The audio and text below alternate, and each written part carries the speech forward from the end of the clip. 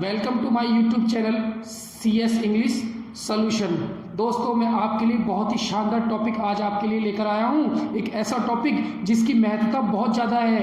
दोस्तों जब वो टॉपिक आता है तो बच्चे बहुत ज़्यादा कंफ्यूज हो जाते हैं। वो सोचते हैं कि हम कैसे करें, इस सेंटेंस को कैसे बनाएं, इसमें कैसे निर्माण करें। लेकिन दोस्तों इसमें बिल्कुल आपको घबराने की आवश्यकता नहीं है, क्योंकि जो तरीका आज मैं आपको बताऊंगा उस टॉपिक को समाधान के लिए तो आपको कोई दिक्कत नहीं आएगी।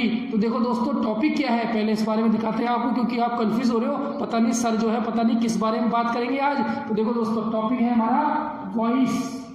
किसका टॉपिक है? वॉइस। वॉइस मतलब क्या होता है दोस्तों? वाच्य। वाच्य जानते हो ना, वाच्य जो मैं बोल रहा हूँ, जो ध्वनि आ रही है यही वॉइस है। जो बोला जाता है मुंह से शब्द वो वॉइस ही कहलाता है दोस्तों। तो देखो अब आपको घबराने की आवश्यकता नहीं है, क्योंकि मैं आपको पैसिव वॉइस इस शानदार तरीके से पढ़ाऊंगा कि आपको बिल्कुल आपके जो माइंड में एकदम सेट हो जाएगा। मतलब कहीं जाएगा नहीं, वो हमेशा वहीं रहेगा। जब भी आप देखोगे कोई भी सेंटेंस तुरंत बना दोगे और आपको लिखने की पेपर पेन की आवश्यकता नहीं पड़ेगी दोस्तों। इस तरह से मैं पैसिव वॉइस आपको पढ़ाऊंगा। लेकिन उसके लिए दोस्तों अभी आपको सबसे पहले इस मेरे टॉपिक पर ध्यान देना होगा, क्योंकि ये टॉपिक बहुत ज़्यादा इंपॉर्टेंट है। वैसे तो सभी क्षेत्रों के अंदर जितने भी एग्जाम होते हैं, कॉम्पिटिटिव एग्जाम हो, चाहे वह बोर्ड एग्जाम हो, चाहे वो जो है IAS IPS लेवल का एग्जाम हो, किसी भी स्तर का जो एग्जाम है उसके अंदर जो है वॉइस की बहुत महत्वता होती है। लेकिन अभी हम जो है आपको 10वीं और 12वीं स्तर पर, जो बोर्ड स्तर पर है, उसी स्तर पर हम पैसिव वॉइस को आपको पढ़ाएंगे। तो दोस्तों बड़ी गौर से देखना। पहले तो हम जान लेते हैं ये होता क्या है कि वॉइस क्या होता है? वाच्य। और वाच्य कितने प्रकार के होते हैं? देखो दोस्तों यहाँ दो प्रकार के वाच्य होते हैं। पहला वाच्य कौन सा होता है दोस्तों? एक्टिव होता है। पहला वाच्य कौन सा होता है? एक्टिव। और दूसरा वाच्य कौन सा होता है? पैसिव। कौन सा होता है? पैसिव। तो देखो दोस्तों एक्टिव वाक्य क्या होता है और पैसिव वाक्य क्या होता है, इसको जानना भी बहुत ज्यादा जरूरी है हमारे लिए। तो देखो एक्टिव वाक्य जो होता है सकारात्मक, कह सकते हैं एक्टिव से सकारात्मक, मतलब जो सकल रहता है, हमेशा तैयार रहता है किसी भी चीज के लिए, तो वो हमारा क्या होता है? सब्जेक्ट। और सब्जेक्ट किसके लिए तैयार रहता है? ऑब्जेक्ट के लिए। ऑब्जेक्ट पर क्रिया करने के लिए सब्जेक्ट हमेशा तैयार रहता है। तो इसलिए हम इसे क्या कहते हैं? सब्जेक्ट टू ऑब्जेक्ट पे ले जाने वाला जो वॉइस होता है वो क्या कहलाता है? एक्टिव वॉइस कहलाता है। लेकिन दोस्तों जहां पर ऑब्जेक्ट सक्रिय हो जाता है, क्या हो जाता है? ऑब्जेक्ट क्या हो जाता है? सक्रिय हो जाता है। और जो क्या करता है? सब्जेक्ट के ऊपर लेके जाता है। मतलब काम तो सब्जेक्ट ही कर रहा है सारा, लेकिन प्राथमिकता किसको दी गई है? किसको दी गई है? ऑब्जेक्ट को दी गई है। तो इसीलिए दोस्तों उसको हम क्या कहते हैं? पैसिव कहते हैं। तो इसी तरह से दोस्तों हमारे एक्टिव और पैसिव बनते हैं। तो दोस्तों हमने जाना कि वॉइस क्या होता है, और हमने देखा एक्टिव क्या होता है और पैसिव क्या होता है। सब्जेक्ट क्या होता है? सब्जेक्ट कर्ता होता है। पैसिव वॉइस को हल करने के लिए दोस्तों हमें 3 महत्वपूर्ण चीजों को जानना अति आवश्यक है। यदि आप इन तीनों को जान लोगे तो आप पैसिव वॉइस का निर्माण बड़ी सरलता से, बड़ी सुगमता से कर सकते हो। देखो 3 चीज कौन कौन सी हैं, मैंने पिछले वीडियो में भी आपको बताया था इन 3 चीजों के बारे में कि एक तो सब्जेक्ट होता है, एक वर्ब होती है, और दूसरा क्या होता है दोस्तों? ऑब्जेक्ट होता है। ऑब्जेक्ट मैंने बताया था। सब्जेक्ट क्या होता है? सब्जेक्ट नाउन भी होता है और प्रोनाउन भी होता है ना।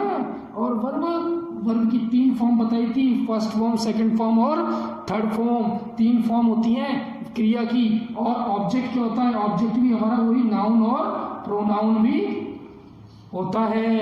तो दोस्तों अगर हम 3 चीज़ों के बारे में जान जाएंगे तो हम पैसिव वॉइस को या वॉइस को आराम से, जो भी इसके वाक्य होंगे, सेंटेंस होंगे, तो उनको हम आराम से हल कर सकते हैं। तो देखो दोस्तों अब थोड़ा आगे बढ़ते हैं और हम आपको बताएंगे बड़े ही रोचक तरीके से कि पैसिव वॉइस के अंदर हम जब वाक्य का निर्माण करते हैं तो उस वाक्य का निर्माण करने के लिए हमें किस नियमों की या किन चीज़ों की आवश्यकता पड़ती है। जिस प्रकार दोस्तों हम खीर बनाते हैं ना, खीर बनाने के लिए हमको दूध चाहिए, चावल चाहिए, चीनी चाहिए, इलायची चाहिए, किशमिश चाहिए, और पतीला भी चाहिए, पानी भी चाहिए, सब कुछ चाहिए। तो इस तरह से ही जब वो खीर बन के तैयार होती है तो बड़ी स्वादिष्ट लगती है। तो इसी तरह से जब हमारा पैसिव वॉइस की सब कुछ सारी सामग्री मिलकर जब हमारा वॉइस बन के जब सेंटेंस बनना चालू होंगे तो वो बड़े मज़ेदार लगेंगे दोस्तों।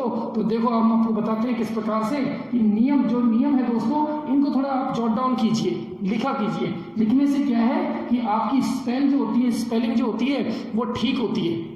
आप केवल देखकर सुन लिया या रट्टा मार लिया उसको, ऐसा काम मत कीजिए। उसको देखिए और देखने के बाद उस चीज़ को लिखिए कि सर ने क्या पढ़ाया है। यदि किसी चीज़ की नकल करते हैं तो दोस्तों उससे भी बहुत ज़्यादा सीखने को मिलता है। तो देखो दोस्तों, नियम नंबर पहला, रूल नंबर फर्स्ट के बारे में बात करेंगे।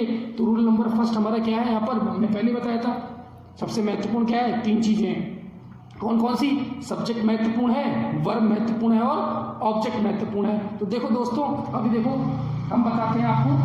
पहला नियम है सब्जेक्ट से ऑब्जेक्ट और ऑब्जेक्ट से सब्जेक्ट। ज्यादा लिखाने का काम नहीं है, यहाँ पर लॉजिक है। मैंने पहले बता दिया था अपने इंट्रोडक्शन के अंदर कि आपको लॉजिक के रूप में पढ़ाऊंगा मैं।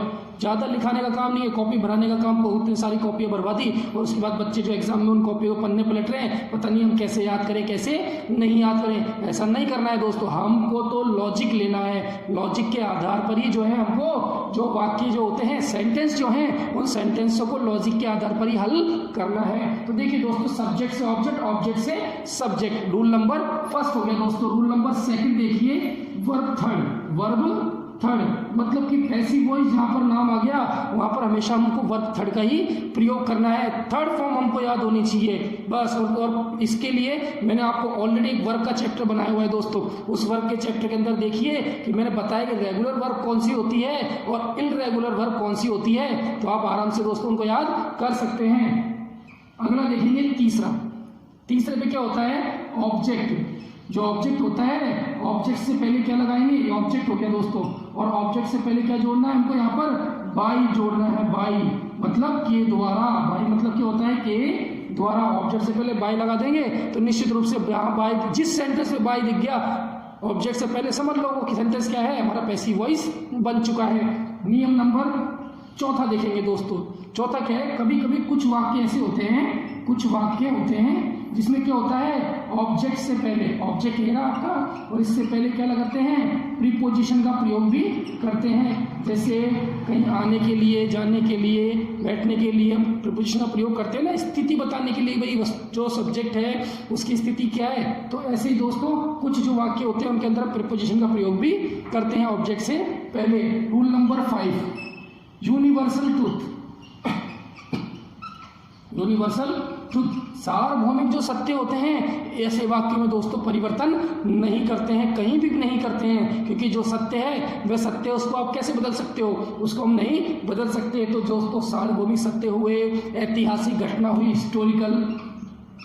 हिस्टोरिकल इवेंट्स जो होते हैं, ऐतिहासिक घटनाएं हुई, तो दोस्तों इनको भी हम परिवर्तन नहीं कर सकते हैं। तो दोस्तों कितने नियम हुए हमारे, 5 नियम। ये 5 नियम बहुत कॉमन नियम हैं जिनको हमको ध्यान रखना है कि इनसे ही हमको पैसिव वॉइस का निर्माण करना है। और दोस्तों आप जो है हमारे वीडियो अगर यदि आपको अच्छे लगते हैं तो आप दोस्तों इनको सब्सक्राइब कीजिए, बेल आइकन को प्रेस कीजिए, और जिससे हमारे लेटेस्ट जो वीडियो हैं उनकी नोटिफिकेशन आपके पास आती रहेगी। और आप जो है हमारे वीडियोस को लाइक कीजिए दोस्तों, क्योंकि दोस्तों जैसे जैसे आपका प्रेम हमको मिलता जाएगा, प्यार मिलता जाएगा, हम और भी बड़ी शानदार जो है नए नए तरीकों से जो है इंग्लिश ग्रामर को आपके सामने लाते रहेंगे, नए नए टॉपिकों का निर्माण करते रहेंगे, और दोस्तों जिससे आपको पढ़ाई में बहुत सुविधा और आसानी होगी। तो दोस्तों देखो ये साधारण नियम थे वॉइस के।